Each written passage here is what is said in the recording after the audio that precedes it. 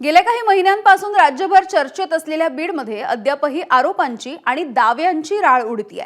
वाल्मिक कराडच्या एन्काउंटरच्या संदर्भात खळबळजनक दावा करणाऱ्या निलंबित पोलीस अधिकारी रणजित कासलेनं आज पुन्हा एकदा एक नवा दावा केलाय। धनंजय मुंडेंनाच वाल्मिक कराड हा नको होता असा नवा दावा त्याने केलाय। करुणा मुंडेंनी केलेल्या दाव्याच्या नंतर आता कासलेनं धनंजय मुंडेंचं नाव घेतलं।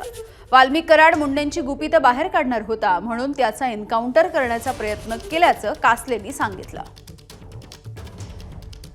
ते धनंजय मुंडेंनाच नको होते वाल्मिक कराड, कारण त्यांची काही अंडी पिल्ली ते बाहेर काढणार होते आणि त्यांचा संबंध आला असता 302 मध्ये आणि आज ते आरोपी झाले असते किंवा होणारही नाहीत। कदाचित त्यांना खूप सपोर्ट आहे आपले महाराष्ट्राचे गृहमंत्री आणि सीएम फडणवीस साहेबांचा सपोर्ट आहे। ते होणारही नाही, त्यांना आरोपी केलेही नाही जाणार, तेवढे ते पुरावे दाबले गेलेले आहेत।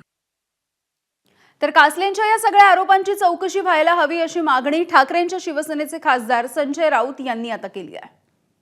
एक एन्काउंटर्स या महाराष्ट्रात अलीकडच्या काळात किंवा देशात घडलेले आहेत, त्याला पुष्टी देणारं हे विधान आहे, पण याची चौकशी होणं गरजेचं आहे। आणि जर हे निलंबित अधिकारी सांगत असतील की मी अशा प्रकारची नोंद अमुक पोलीस स्टेशनच्या डायरीत केलेली आहे, तर ते अधिक गंभीर आहे।